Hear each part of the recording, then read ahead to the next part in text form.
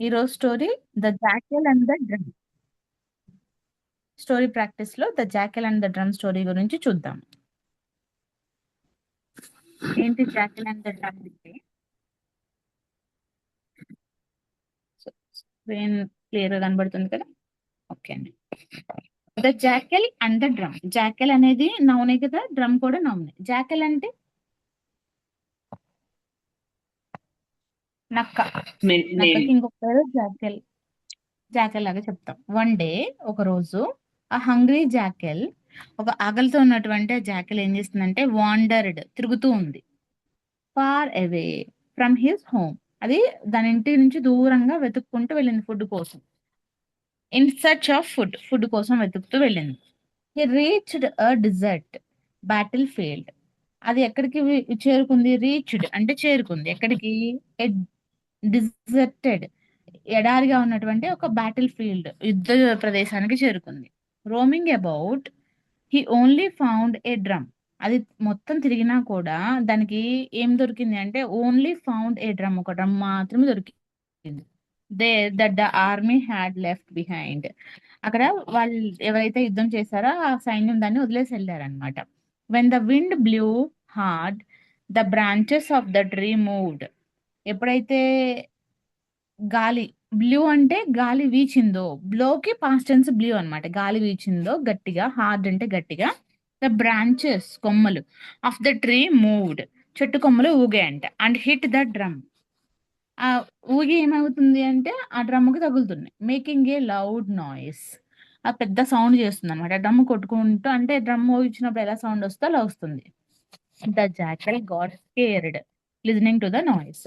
ఆ జాకల్ ఏమైంది అంటే గాట్ స్కేర్డ్, భయపడిపోయింది. ఎందుకు? లిజనింగ్ టు ద నాయిస్, ఆ డ్రమ్ చేసే శబ్దాన్ని విని.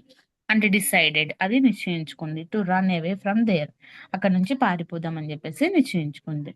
As he ran further away, అది కొంత దూరం వెళ్ళిన తర్వాత హీ హ్యాడ్ సెకండ్ థాట్స్, దానికి ఇంకా కొత్త ఆలోచనలు వచ్చాయన్నమాట. He return to explore the noise, అది మళ్ళీ వెనక్కి తిరిగి వచ్చి అసలు ఆ సౌండ్ ఏంటి అని వెతకడం మొదలుపెట్టింది. He found the drum and realized that it was harmless. అది అక్కడికి వచ్చి ఏం చేసింది? సౌండ్ ఎక్కడి నుంచి వస్తుందో అబ్జర్వ్ చేసింది. అప్పుడు దానికి ఫౌండ్ అంటే కనుగొంది. ఏంటి? డ్రమ్ ఉంది అక్కడ, ఈ డ్రమ్ నుంచి సౌండ్ వస్తుంది. అండ్ రియలైజ్డ్, దానికి అర్థమైంది ఏంటంటే అది హార్మ్లెస్, అదేమీ హాని చెయ్యదు నాకు అని. Under the drum the jackal found some food. ఆ డ్రమ్ కింద జాకెల్ కొంత ఫుడ్ని కనుక్కుంది. ఫౌండ్ అంటే కనుక్కుంది.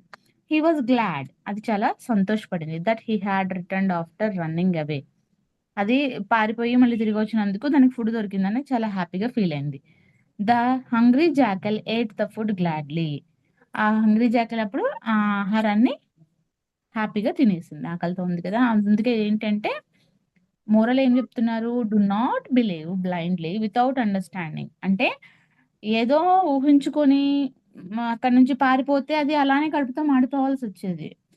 అలా కాకుండా అది మళ్ళీ వెనక్కి తిరిగొచ్చి అది ఏంటో తెలుసుకుందామని జెప్పేసి వెళ్ళింది కదా! సో, ఎప్పుడైనా సరే నిజమేంటి అనేది తెలుసుకోవాలి. బ్లైండ్‌గా ఎవరైనా చెప్పింది గాని, వినింది గాని నమ్మొద్దు అంటున్నారనమాట. Okay. Do not believe blindly without understanding. అర్థం చేసుకోకుండా అవతల వాళ్ళు చెప్పేది ఎప్పుడు నమ్మొద్దు అంటున్నారు. ఇదండి స్టోరీ. అయితే బావుంది. రీడింగ్ ప్రాక్టీస్ చేసేటప్పుడు కూడా పదాలు సిలబుల్ చేయండి ఖచ్చితంగా. ఇలా పెద్ద పెద్ద పదాలున్నాయనుకోండి, బ్యాటిల్ ఫీల్డ్ ఉంది, డిజర్టెడ్ ఉంది. చదివేటప్పుడు కొంచెం విడగొట్టి చదవండి. Battle field, roaming, roaming, about, ఇలా ప్రతి ఒక్క పదాన్ని ఎక్కడ విడగొట్టాలో మీకు ఆల్రెడీ సిలబల్ రూల్స్ చెప్పాను కదా! ఒకవేళ మీరు మళ్ళీ మర్చిపోతే ఆ వీడియో ఇంకొకసారి చూసి సిలబల్ ప్రాక్టీస్ చేయండి. సిలబల్ బాగా యూజ్ అవుతది మీకు. ఎలాంటి పెద్ద పదమైనా మీరు చదవొచ్చనమాట విడగొట్టేసి. అలా చదవండి. నెక్స్ట్ దీంట్లో ఉన్న పార్ట్స్ ఆఫ్ స్పీచ్ ఏంటో చూద్దాం. నౌన్, నౌన్ అంటే name of a person, place, animal, thing కదా! ఏమేమి ఉన్నాయంటే దీంట్లో nouns jackal, drum, battle field, food, ఇవన్నీ కూడా నౌన్స్. వాటికి బదులుగా వాడిన సర్వనామాలు అంటే ప్రనౌన్స్ ఏమున్నాయి? హీ, షీ, ఇట్, దే, ఇవన్నీ కూడా ప్రనౌన్స్ అండి. నెక్స్ట్ ఎగ్జాంపుల్ ఏంటి అంటే హీ వాజ్ హంగ్రీ. ఇక్కడ హీ అంటే ఎవరు? జాకెల్. అతను ఆకలితో ఉన్నాడని చెప్పారు కదా! అందుకని హీ అనేది మనకి ప్రనౌన్ అనమాట. అదేవిధంగా షీ, ఇట్, దే, ఇవన్నీ కూడా ప్రనౌన్స్ ఉన్నాయి. వర్బ్స్ ఏమున్నాయండి? రాన్, ఏట్, ఫౌండ్, డిసైడెడ్, ఇవన్నీ కూడా వర్బ్‌లున్నాయి. ఇంకా చాలా ఉన్నాయి. ఇక్కడ కొన్ని మాత్రమే మీకు అది జస్ట్ ఒక క్లారిటీ కోసం ఇచ్చాను. మిగిలినవన్నీ కూడా మీరు వెతికి స్టోరీ రాసేటప్పుడు పక్కన ఇంక్లూడ్ చేసి అవి కూడా రాయండి. ఎగ్జాంపుల్ ఏంటంటే ద జాకెల్ రాన్ అవే, అది పారిపోయింది కదా. ర్యాన్, డిసైడెడ్, ఫౌండ్, బ్లూ, ఇవన్నీ కూడా మీకు వర్బ్సే కదా. యాడ్జెక్టివ్స్ ఏమున్నాయి? Describing noun, hungry jackal, loud noise. It was a loud noise అన్నారు కదా, హంగ్రీ జాకెల్ అన్నారు కదా. సో ఇవన్నీ మనకి యాడ్జెక్టివ్స్ అంటే డిస్క్రైబింగ్ వర్డ్స్ కదా. Adjective is nothing but describing words. Adverb అంటే ఏంటండి? వర్బ్ని, పనిని డిస్క్రైబ్ చేసేవి. క్విక్లీ, గ్లాడ్లీ, అవే. ఈ ఏట్ గ్లాడ్లీ, అది ఆనందంగా తినింది, ఈ విధంగా. క్విక్లీ అంటే అక్కడి నుంచి త్వరగా పారిపోయింది. Away, run away. ఇవన్నీ కూడా మనకి యాడ్వర్బ్స్ అన్నమాట. Prepositions, position of the noun, place చెప్పేవి. Under, on, in, from. Under the drum food ఉంది, ఆన్ ద డ్రమ్ బ్రాంచెస్ కొట్టుకుంటున్నాయి, in the battlefield, from అని ఇంకొకటి ఉంది. ఇవన్నీ కూడా ప్రిపోజిషన్. నెక్స్ట్ కంజంక్షన్ ఏముంది అండి? జాయినింగ్ వర్డ్స్ ఆర్ సెంటెన్సెస్, అంటే రెండు పదాలను కానీ రెండు వాక్యాలను కానీ కలిపేది.